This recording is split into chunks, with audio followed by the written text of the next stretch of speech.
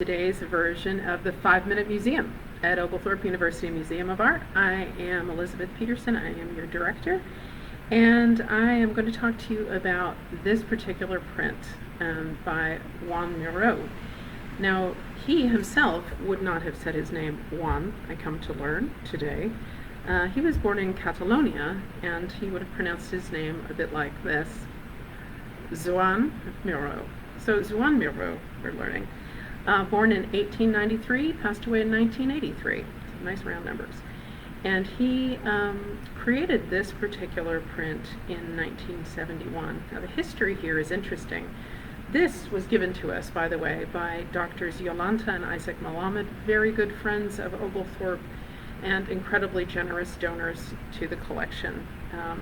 There are many, many works of art that have been given by them. Let's see, so this particular one is called Le Lézard aux plumes d'or, the lizard with golden feathers. Originally, he created this series in 1967, the year some of us were born, and he created 18 lithographs, color lithographs, multiple colors. But there was a problem with the printing process at that time, and there was a defect in the paper that was only discovered after he pulled several of them.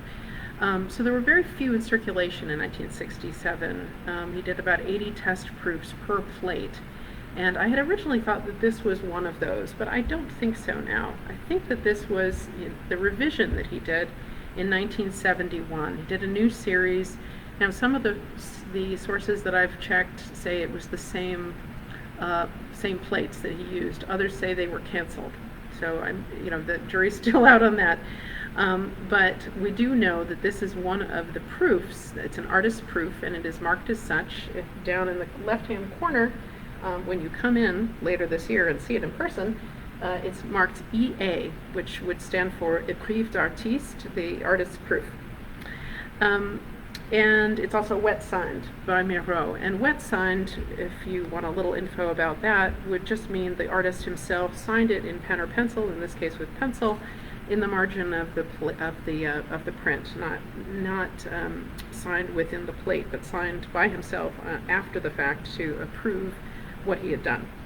And the other reason I think that this is one of the proofs from the second version, which is the 1971 version, the successful version where the colors were correct, is because of the paper. This is on Japan paper, and I know from some of the other sources that I've found that he did 30 proofs on parchment for this series, and then 50 proofs on Japan paper for each image. So I believe that's one of those very rare proofs. The editor for this was Louis Broder in Paris. The publisher was the Berggruen Gallery. And he created this to accompany his own poem by the same name. Now I have searched high and low, and if you're watching this and you find an English translation of The Lizard with Golden Feathers, please put it into the comments. I still have not discovered it. Perhaps our intrepid Museum Advisory Board Chair, Karen Head, who's an alumna and a poet, can give me some tips. But I've looked and looked, and I found many other translations, but not that particular one. So let's see. He was born in 1893 in Catalonia. The language in Catalonia, as I understand it, is called langue d'oc, and it's much more similar to French than it is to Castilian Spanish. He was very proud and very nationalistic.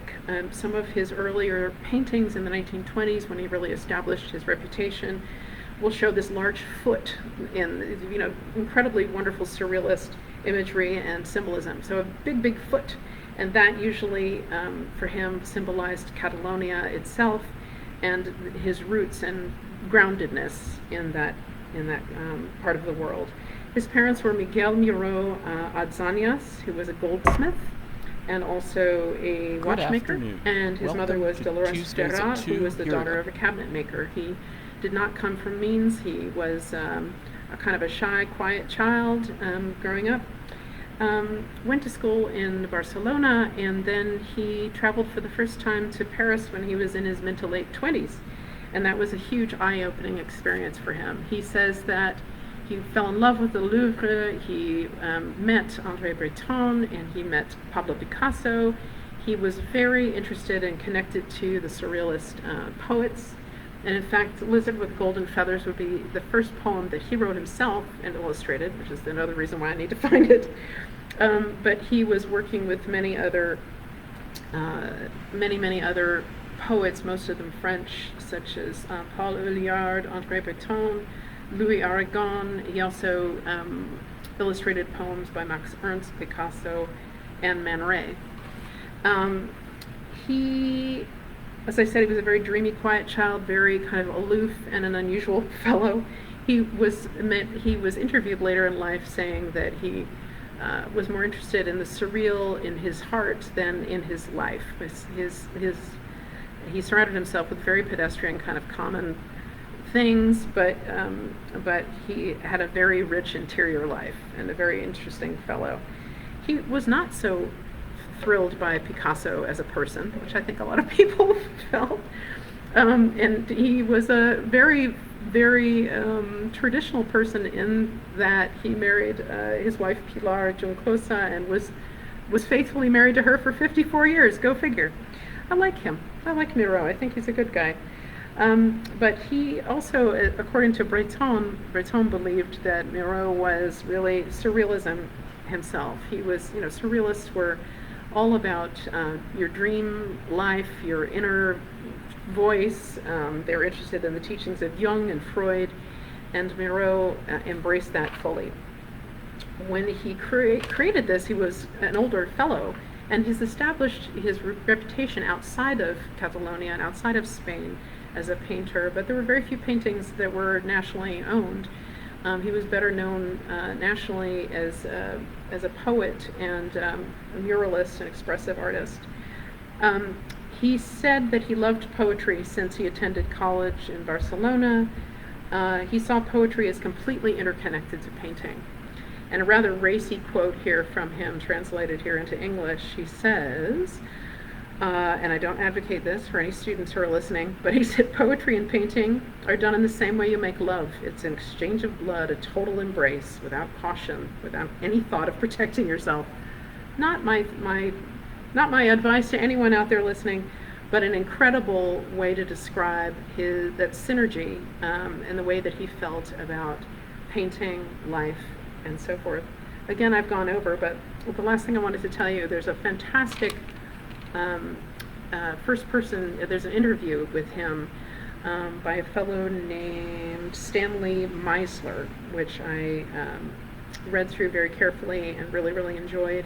He said he interviewed the elderly Miró when he was in his last 5 years of life, and he said that with every comment, Miró would emphasize what he was saying by either clicking, throwing his fist up in the air, or stomping his foot.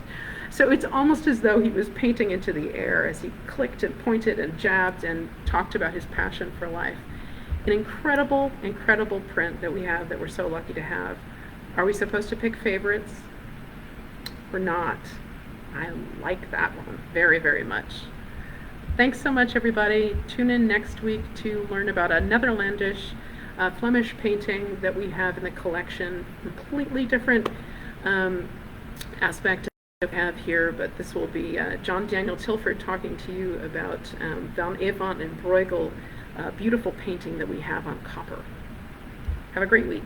Bye.